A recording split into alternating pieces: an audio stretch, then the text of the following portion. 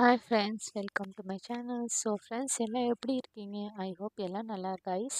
நான் இப்போது embroidery class போகிறேன் தானே கைஸ்.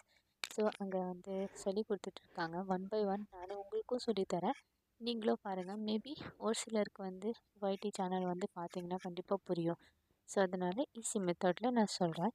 ஸோ இப்படி தான் ஃப்ரெண்ட்ஸ், நீங்கள் பார்த்தீங்கள்ல, ஃபஸ்ட்டு த்ரெட்டை நீடிலில் போட்டுடணும். அப்புறம் அதை முடிச்சு போடணும். அதுக்கப்புறம் ஒன் பை ஒன் நம்ம மிஷினில் எப்படி ஸ்டிச் பண்ணுறோம்ல, அப்படி ஸ்டிச் பண்ணிவிட்டு லாஸ்ட்டில் இது எண்டிங் கைஸ். ஒழுங்காக பார்த்தீங்கன்னா எல்லாமே புரியும்.